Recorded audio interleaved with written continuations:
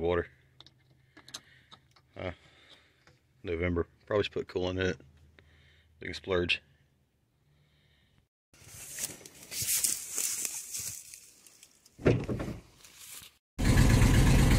I just fired it up. Sounds like we have an exhaust leak, maybe down at the donut gasket we're gonna have to take care of as well. So we'll have to check that out.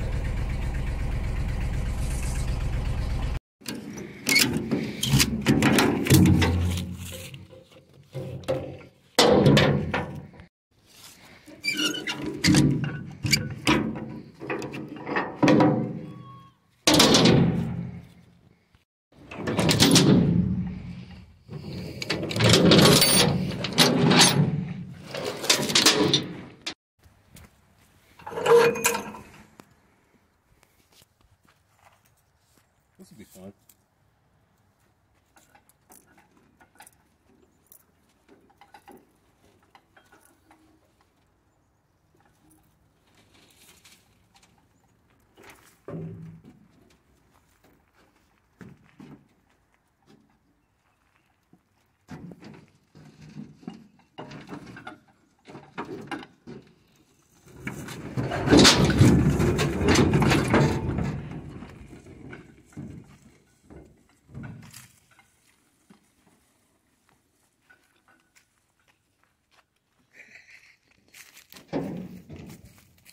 I was going to hit harder than that. Perfect. Just barely touched it. Oil's good.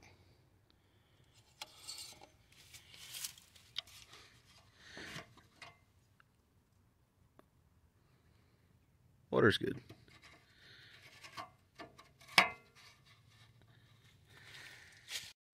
I do love this mechanical injection Kubota engine. It needs to be rebuilt. I've got some blow by, and the injection, something in it sticks when I first, sorry about all the mouth breathing. Something in it sticks when I first started it, blows fuel smoke for a little bit and then clears up.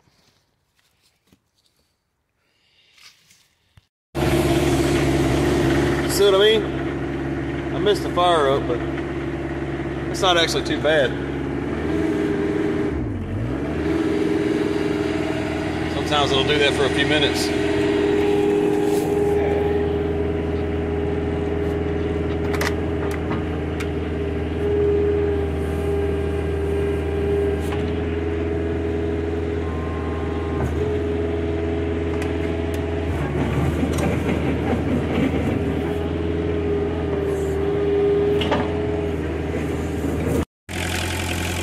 That little Kubota purrs like a kitten. I don't know why this phone zooms in so hard the way it does. I won't let me zoom out. Okay, so two things. One, there's a cover that goes, oops, wow. One, there's a cover that goes right there. So I need to clean out all that crap that's built up in there from running it without it. And put it back on. And the other would be the belly pan. Both of which should be over here somewhere. Yep. There's the cover. There's the belly pan. So, I slap the belly pan on under the belly. Wow, this thing is, I don't know why it does that. Slap the belly pan onto the belly. I put the travel motor cover over the travel motor. And what else? I'm not sure, but I know there's plenty to be done. And just like that, travel motor is back on. The travel motor cover is back on. And once again, protecting the travel motor and its hoses. Next will be to get this belly pan on. And I'm going to have to crawl under there to do that. So let's see what I can do to get there. Might need some more bolts too. And you probably can't see, but I have the belly pan on. So up next is checking the hydraulic fluid.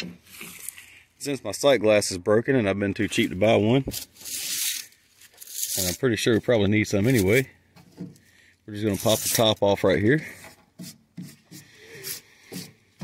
And then we'll check the fuel as well, which I do with a stick, since like everything else on this, the fuel gauge doesn't work. Okay, I've determined that the machine, the little Mini X here, needs hydraulic oil as well as diesel fuel.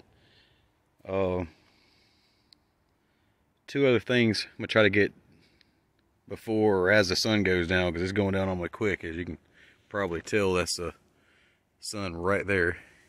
It's not very high up on the ground. I'm down in the hole, so let's see. The other thing, other than greasing the Mini X, I want to check the wheel bearings on this trailer before I take off on those. I want to say this one might have been a little wiggly the last time I had the wheel off the ground. I can't remember. Either way, I'm gonna throw a jack under it right quick, get that checked out, and I'm also going to drop that pintle eye down on the trailer so it raises the tongue a little bit. Yeah, that's what I'm gonna do. I'm gonna drop that eye.